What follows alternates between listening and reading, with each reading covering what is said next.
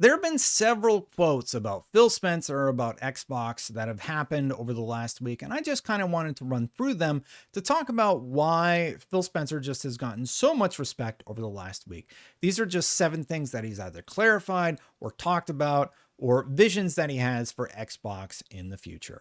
Let's go over them.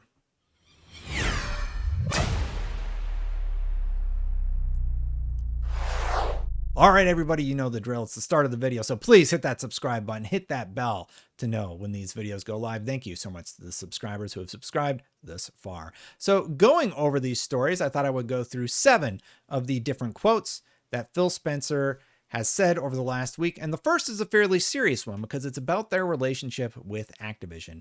If you don't know, Activision has had a bevy of complaints of sexual harassment and just terrible things that have come out about Activision over the last few years that are just truly terrible to hear.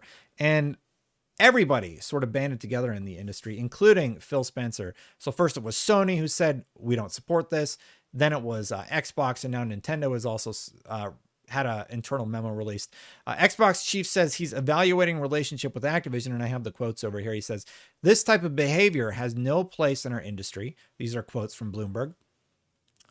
Bloomberg received an internal letter that was released. He and the gaming leadership team are disturbed and deeply troubled by the horrific events and actions at Activision Blizzard. And they are evaluating all aspects of our relationship with Activision Blizzard and making ongoing proactive adjustments. So that came out from Phil Spencer this week. And I think that was really, really important. And it was great to see actually some solidarity about the disturbing events that have been continuing to come out of the Activision Blizzard company.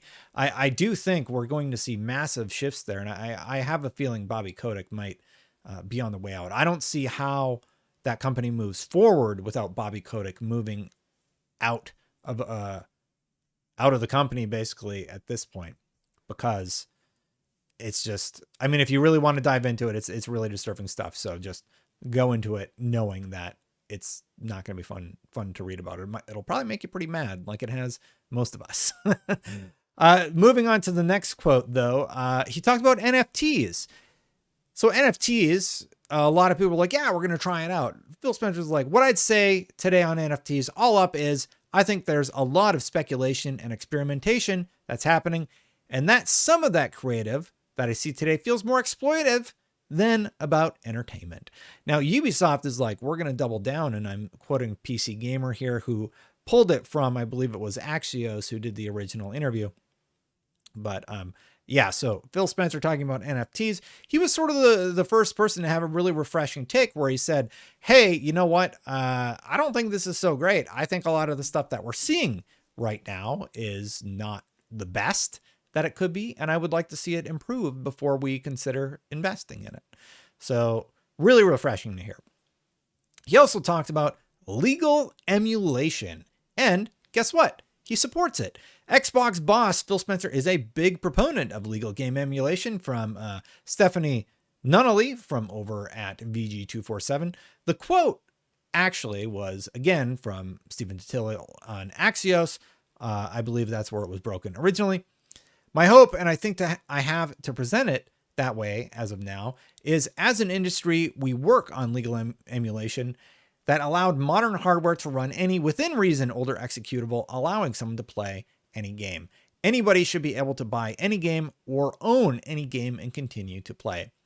Now, when I think about emulation, I usually think it's sort of like just this moral gray area where, oh, spoilers on the next one. It's a moral gray area where people sometimes use it just to sort of like have better access to their games and stuff like that. I don't want to get into taking a stance on that right now, but the idea of doing it legally, I really like the idea of legal emulation. If you're able to somehow make sure that everything's on the up and up and everyone's like, okay, look, that game's like X-Men on the NES. I don't think LJN is like clamoring for their monetary assets for that game, and not necessarily one that we need to keep in a time capsule, but it would be nice to look back and just sort of remember, oh yeah, those games are really bad. I have to wonder if there is going to be eventually some sort of legal emulation answer, and I would love to see that also. I sort of jump the gun on this one, but Phil Spencer also talked about his successor and how he imagines that. So basically, the quote was, "Clearly, as somebody who has been here for 33 years, I have more years behind me than ahead of me," he told GQ. "But the longevity of this team, the sustainability of this team, there's nothing that's more important to me right now than that." He continued on talking about what he hopes the team would do in the future and what Microsoft looks like in the years to come. "You should do it when you think about the long-term health of the team, to make sure the team is in a good place, that the culture of the company is in a good place, and that we're making the right decisions on who to bet on. That has got to outlive me. A good leader does one thing. They make sure that if they were ever to leave, that the company would be able to run and continue on without them," right? It's in, like, if you've read any sort of management book or leadership book, it's one of the core tenets of what a good leader will do. The ship needs to keep moving. If you need to have a sick day, the whole company can't just shut down because you're gone. You have to be able to have things in place so that that doesn't happen.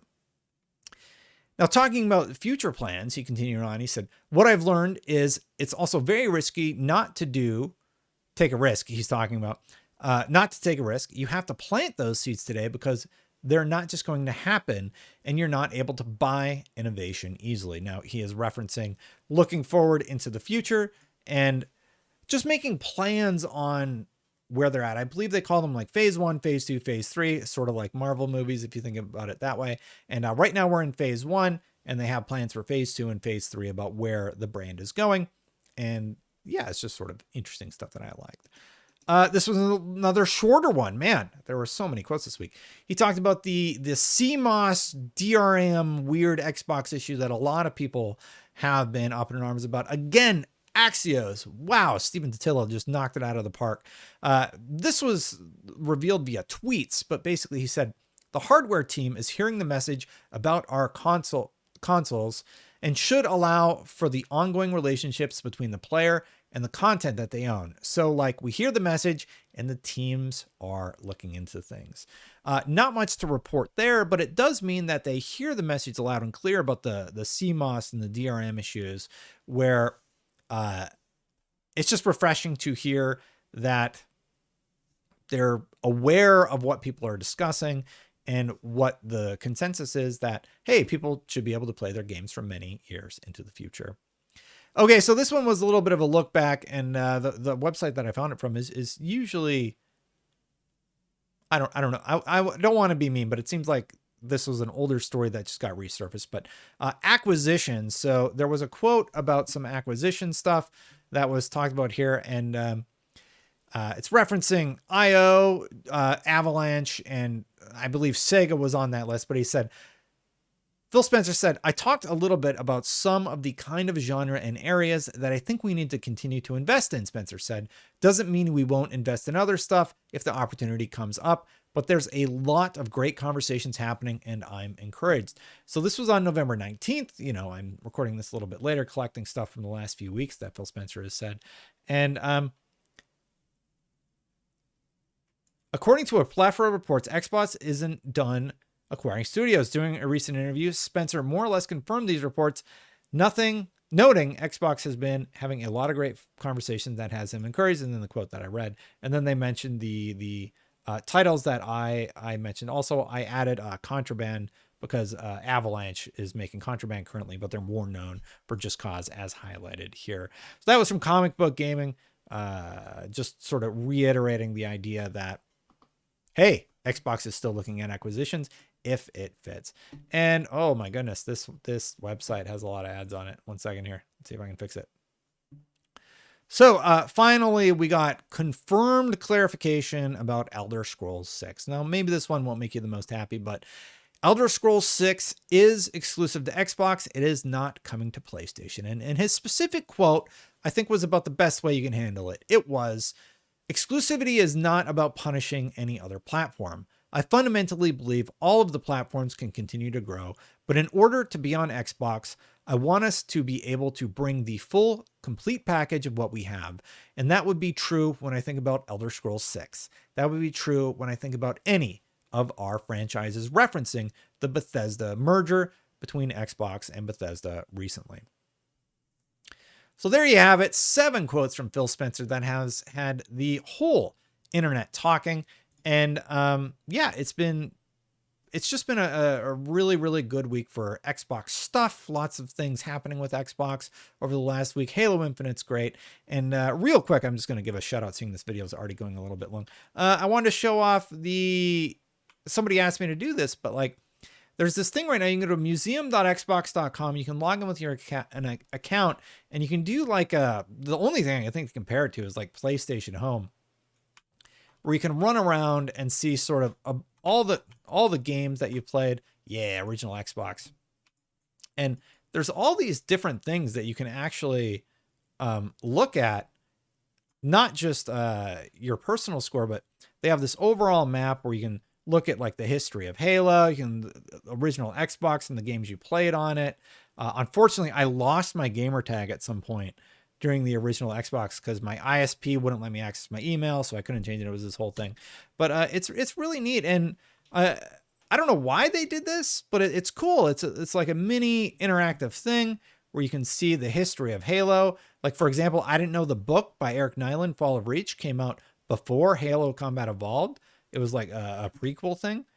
I mean, like, I don't think there was hype until the game came out. So retroactively, the original Fall of Reach, by the way, has a ton of mathematical and spelling errors in it, which was very surprising because I have the original in the 3-pack that you get, and they would later on re-release it and correct a lot of that. But yeah, you can see the history of Halo. They mentioned Rooster Teeth over here, the campaign, all of this cool stuff. Again, that is museum.xbox.com, and it's just a cool little thing celebrating 20 years of Xbox. Anyway, that's it for this video. 7 great quotes from Phil Spencer. I hope you liked it. It's been a crazy week for Xbox stuff. I am going to get out of here. So as always, hey, if you like these videos, hit that subscribe button, hit that bell to know when they go live. Thank you so much to everybody who has subscribed thus far. Hey, you know what else is fun? Becoming a member. If you want to become a member, you can do so by clicking that join button. Thank you so much to all the members who have supported this channel as it has continued to grow. I think we're nearing that 80,000 mark. It's definitely slowed down on the growth, but that's expected. Eventually you hit a point, and then but subs have been going up steady. Like the channel had like a slower month in October, but November, man, you guys are just loving these videos that I'm putting out. So thank you so much for all the support. I'm going to get out of here. I'm going to go have some Thanksgiving turkey. I made the turkey tonight with a gravy, and it is amazing. I made 2 pumpkin pies. I'm going over to a friend's. I made 2 pumpkin pies from scratch, and they're amazing. And I'm doing homemade ice cream. In my spare time, I like to cook, as you can probably tell if you've seen how much weight I have gained over the last year since I've started these. Have a really happy holiday if you're watching this around the holidays. I hope you did have a holiday if you're watching it later. Thank you so much for watching. I'm going to get out of here. Bye for now, everybody.